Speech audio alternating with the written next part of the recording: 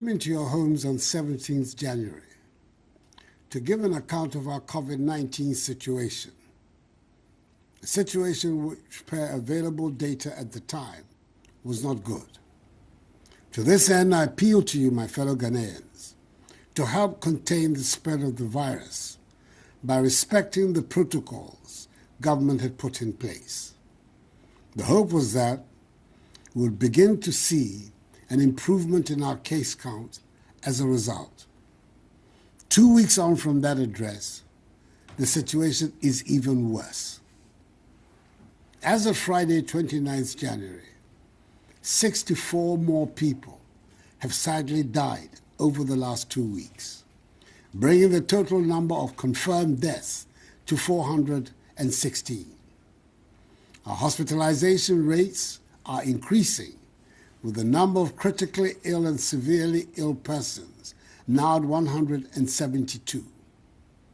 Our hospitals have become full, and we have had to reactivate our isolation centers.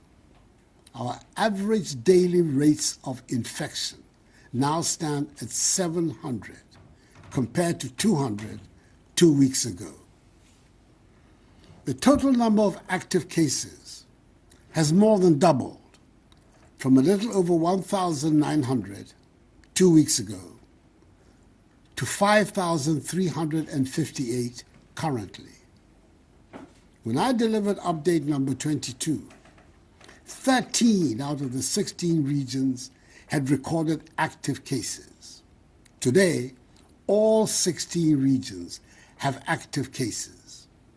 Indeed, Greater Accra, Central, Western, Ashanti, Eastern, Upper East, Upper West, Volta, and Northern regions are the hardest hit, accounting for 94% of the total number of active cases.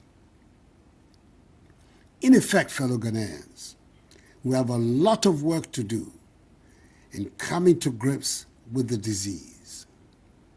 Given that recent studies show that the UK and other new variants are being transmitted within the population, we should all understand that our current situation could get very dire if efforts are not made, both on the part of government and by you, the citizenry, to help contain the virus. The analysis continues to tell us that the spread of the virus mostly occurs in indoor confined spaces with poor ventilation, where people are talking, singing, or shouting without their masks. The imposition of restrictions on our daily routines helped in reducing the prevalence of the pandemic in the country, and government has been left with no option but to reintroduce some of these restrictions in order to help save the situation. I know these measures in the recent past were unpleasant, but over a period they resulted in a favorable situation for the country. We have to return to them. So, fellow Ghanaians, until further notice, funerals, weddings, concerts, theatrical performances, and parties are banned. Private burials with no more than 25 people can take place with the enforcement of the social distancing, hygiene, and mask-wearing protocols. Beaches, nightclubs, cinemas, and pubs continue to be shut. Our borders by land and sea remain closed. All workplaces, public and private, must employ a shift system for workers, in addition to the use of virtual platforms for business or work. Conferences and workshops can take place with all the appropriate protocols. However, I encourage the use of virtual platforms for such engagements. Restaurants should provide takeaway services and should, as much as possible, avoid seated services.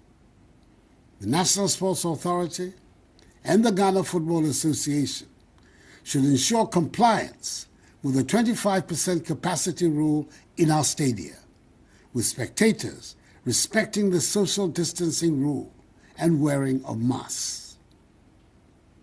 To the revered leaders of our religious organizations, that is our churches and mosques, I entreat you to enforce to the letter the protocols relating to attendance, i.e. the 2-hour duration, 1 meter social distancing, mask wearing, use of sanitizers, and the presence of Veronica buckets, liquid soaps, and rolls of tissue paper. I note that since the reopening of our schools 2 weeks ago, we've witnessed only few reports of cases among students. I appeal to school authorities and teachers to enforce the guidelines provided by the Ghana Education Service, and I urge the Ghana Health Service to continue their surveillance at the schools so we can contain any reported cases. As we step up public education and enforcement of the protocols of public gatherings, let me also state that regulatory agencies will undertake random checks to ensure conformity with these rules, and the security services will be tasked to enforce them. You do not have to be arrested by the police before you wear your mask. Your workplace should not be closed for non-conformity with the protocols. If there's no urgent reason for you to be outside, please stay at home. Each one of us can help to contain the spread if we continue to practice the measures of social distancing, washing our hands with soap under running water, refraining from shaking hands, and wearing our masks whenever we leave our homes. These measures must be respected by all. I urge you, my fellow Ghanaians, to continue to pay attention to your health, improve your fitness levels, and eat our local foods that boost your immunity. Should you at any time feel unwell or exhibit the most common symptoms of COVID-19, such as fever, dry cough, tiredness, please report to the nearest health facility and get tested. COVID-19 tests are free for all Ghanaians at public health institutions. If a Ghanaian citizen returns a positive result, the cost of care at isolation and treatment centers will be borne by government.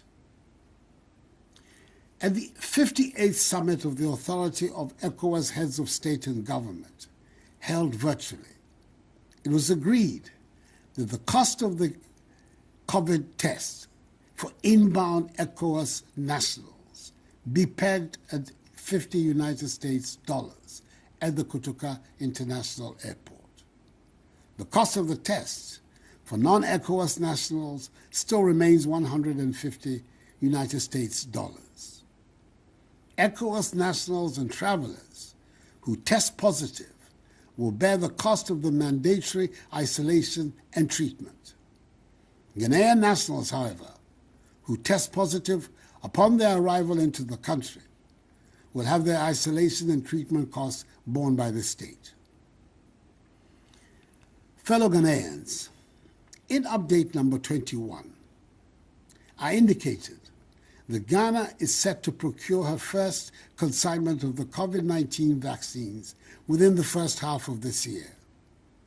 Since then, a lot of work has been done towards the realization of this. Our aim is to vaccinate the entire population with an initial target of 20 million people. Through bilateral and multilateral means, we're hopeful that by the end of June, a total of 17,600,000 vaccine doses would have been procured for the Ghanaian people. The earliest vaccine will be in the country by March. The Food and Drugs Authority, FDA, will use its established processes for granting emergency use authorization for each vaccine in Ghana. As President of the Republic, I assure you that only vaccines that have been evaluated and declared as safe for use in Ghana will be administered. Government will continue to monitor our COVID-19 situation and will remain resolved in ensuring that we are able to return to normal daily routines. I remain hopeful that if each one of us embraces fully the safety protocols and we continue to put our faith in the Almighty, we will emerge strongly from this pandemic. Enuanom, ifibra minemo kasaya no na otwemienu nie. Yare no eyi hu ba. Fa na efa nipa. Misramo, mo obi amfa yare no ndi agro. Mundi hihye no so. Ni titiri, mo hye mask no. Eno ene bebo yen. Nyame me, oti enyone ni kanya wie. Hela efe gbeye. Ikemen yawa ni panyufai moko ke hela akashe.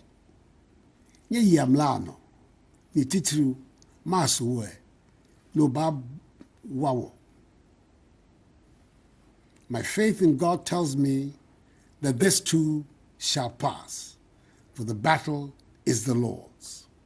May God bless us all in our homeland Ghana and make her great and strong.